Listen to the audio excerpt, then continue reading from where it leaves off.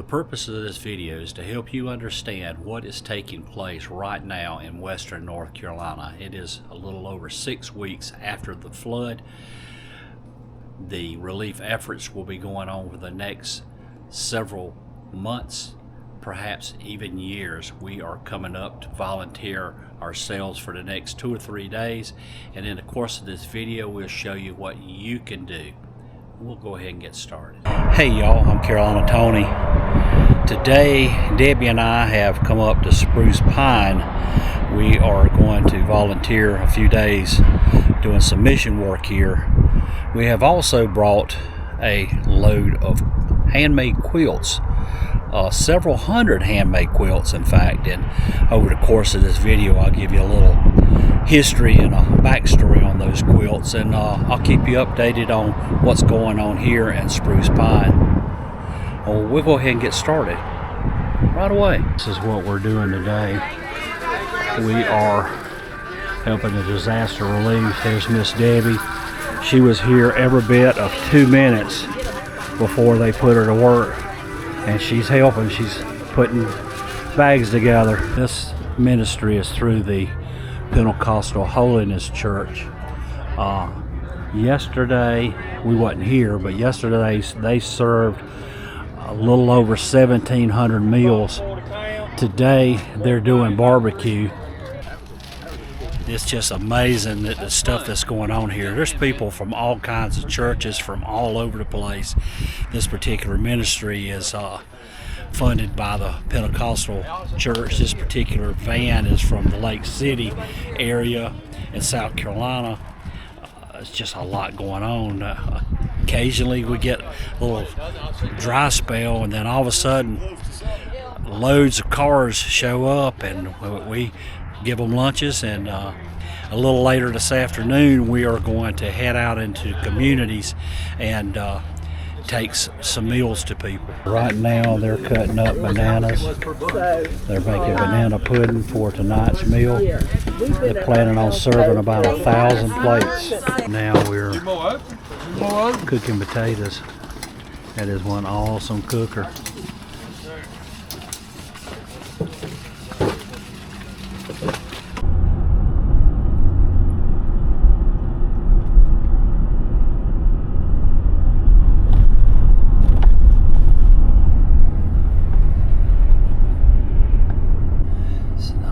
Folks there, they can't access their home anymore. Well, they're actually, see that? They're working on it, yeah. That bridge wasn't there this morning. You see what it was a log bridge. See if you do what you got to. And this is a turn right here. You can see a crashed house right here on the corner. You see that house is slid down the hill. So that house is slid down the hill.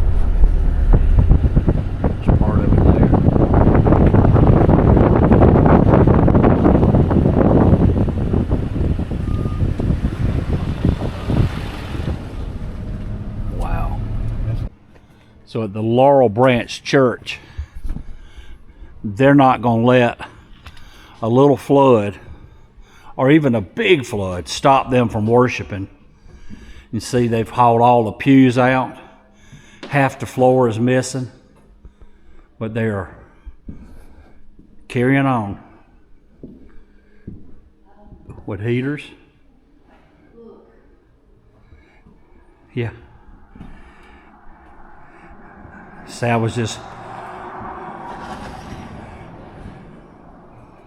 1896, the Cobbler Campbell and Company piano with all that mud on it. Look at that. You can see the water line came up just above the bottom of the windows, and this is where they've come and they've pulled the wood up.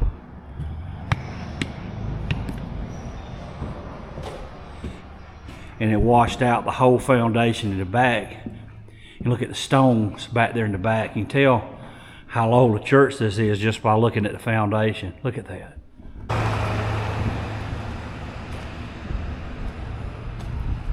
We are in an area called Pensacola, North Carolina. It's just a little community.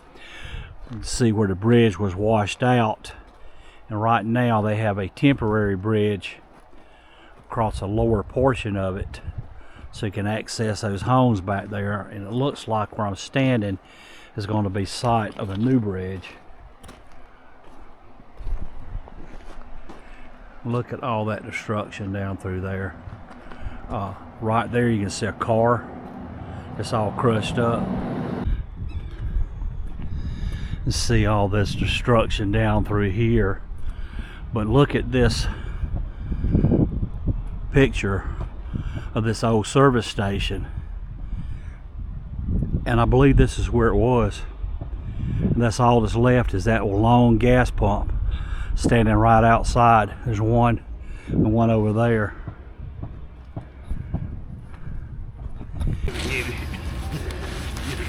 Alright. This is 150 meals that we have brought to Camp Miller. And Camp Miller is people that are doing work in the area, working on the roads, working on the buildings, just a lot of volunteers. But look at all this stuff. This stuff is going to good use, helping these families out that's basically lost everything. You see where these folks are living. I mean, they left their homes, nice, warm, cushy homes, to come sleep on the ground to help their fellow man out. How awesome is that? This area that they call Camp Miller is part of a farm that farmers have donated to be used for the disaster relief. Little thing up here telling you where the operations is, where the parking is. Just telling you a little bit about everything that's here. I just met these two fellas here on these four-wheelers. And where are y'all from? So I'm from just south of Lynchburg, Virginia. Uh-huh. I'm from Marquette, Michigan. Okay. And y'all just come up to help out? Yeah, we're just up helping out. Fantastic. Thank y'all. What's y'all's mission for right now? For right now, we're going up, we're going to tarp up a lady's roof because it's about to rain tonight. Uh-huh. She's got some exposed plywood. You just ride around and look for stuff and ask people what they need? We show up to the command tent. Yeah. They give us missions and we go complete them on the four-wheeler. So this is my 5th trip up here. I've spent about 2 weeks here. And when I first got here, we did what we called trick-or-treating, which was just going house to house, knocking, hey, what do you need? Do you need anything? That kind of thing. It's a little bit more organized now, so we had a welfare checklist, and we stopped by 18 houses today checking on you. Thank y'all. This is what I was talking about in one of my videos. See how all these boxes are marked Helene, all these kerosene heaters. Makes it a little harder to sell at the flea market. I was just talking to the gentleman that's in charge of this, and he told me that all these boxes are marked Helene, that people has come through and tried to take things. He's had to run some people off that came in and tried to take more than their share, and then when he told them they had to leave, they wanted to get belligerent. I saw the comments in one of my previous videos, and the question was asked about money that's being given. Where is it going and what good is it doing? Well, as you can see right here, this delivery from U.S. Foods. That's where some money's going. Yesterday, just this little ministry here in the Spruce Pine area, we served over 2,000 meals just yesterday. So a lot of folks from this immediate area, those that have been displaced, as well as those that have come here to work, they have to eat. I understand the Spruce Pine area, there were 3 grocery stores. Only one of them is left. The work goes on despite this nasty weather. It is raining, 39 degrees, and we are in the process now of preparing lunch. Little area of Spruce Pine is only about 2,100 people, I believe. But because of the roads that have been diverted, this highway apparently is the only one that's really open for a lot of through traffic. It is very busy, very hard to get across.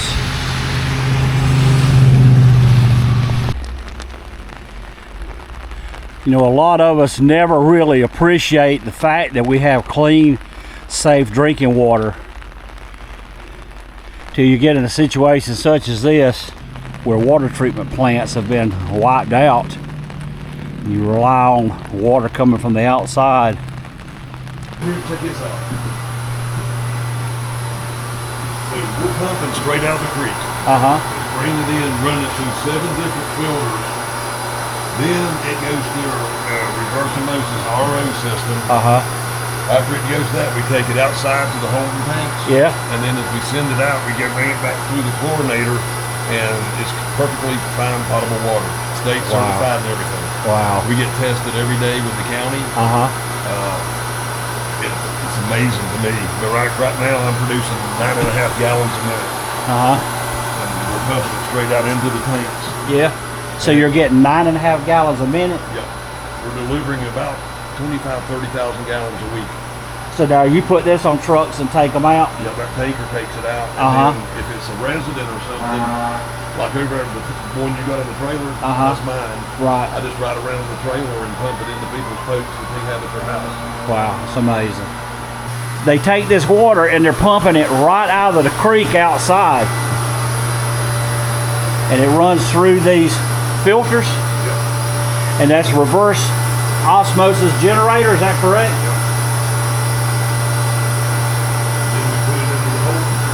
And then it goes into the holding tanks, which is right outside the window.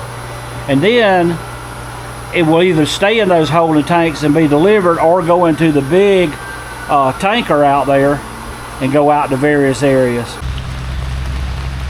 When I said that they're pumping out of the creek, I wasn't just making it up. Look at these hoses. And here's the pump. Let's see if I can get over here to the creek.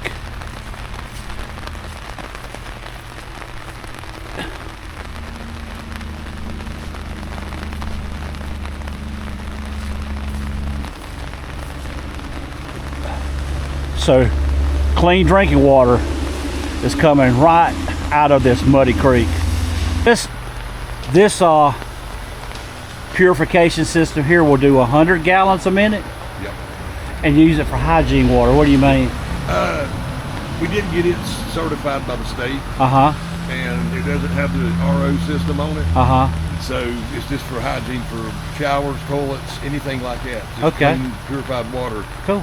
And we don't have to go through the certification process. A gentleman from Missouri brought this and gave it to us. Really? Drove 14 hours through the night. Man. Talked to him for 7 minutes. He left. Wow. Good Christian man. I'm telling you, that is unreal. I just met a gentleman that was seeking a hose for his heater, and this fella has been living in his car, sleeping in the Walmart parking lot since the storm. These folks, a lot of them, are very reluctant to take any help. The folks, they're preparing lunch. I'm fixing to put the camera down and start helping, so we're going to take some meals out into the community. This is something that's going to be going on for weeks and months to come, trying to help these folks get their lives back together. And you know, you might say, I can't be a part of a mission. I can't do that. Well, you know, there's lots to be done, and you can come up and work part of a day. You can work all day. You can spend a week. You can spend a weekend. I promise you, if you come up, they'll put you to work. There's something for everybody to do, even kids. Okay, here are several hundred handmade quilts. These handmade quilts were made by Mennonites from all over the United States. I acquired them through one of my customers in my business, and they were looking for a way to put them in the hands of people that would need them. So not only is the back of my truck filled up, so is my back seat. That is going to be a wrap for our trip to Spruce Pine, North Carolina. I have left Debbie there. She's going to work one more day serving meals. I had to get back home to take care of some HVAC business. I could not imagine the things that I saw. It is hard to get a grasp on the need that is in western North Carolina. The people that's been affected by these floods and landslides. We found out it was a little harder to disperse the quilts than what we originally thought. Apparently, a lot of those mountain folk, they don't want help from the outside. So what we wound up doing is taking them to a church, actually 2 churches. One had a food pantry, and they said that they would get some of them in the hands of the people that needed them, and they wouldn't wind up in flea markets. That's what we were hoping would happen. We took another to a church pastor that happened to be a deputy sheriff. We dropped them off at the sheriff's department. He is going to put them in the hands of his neighbors and church members that could use them. So that's good. And it's amazing that the work that went into these quilts from all over the United States are going to help and maybe bless somebody, or at least we hope so. I hope you've enjoyed this video. If you did, be sure to give us a big old thumbs up. Be sure to remember the folks affected by the storms in your thoughts and prayers, and also in your contributions and anything that you can do to help. Again, thank you for watching, but until next time, y'all have a good day.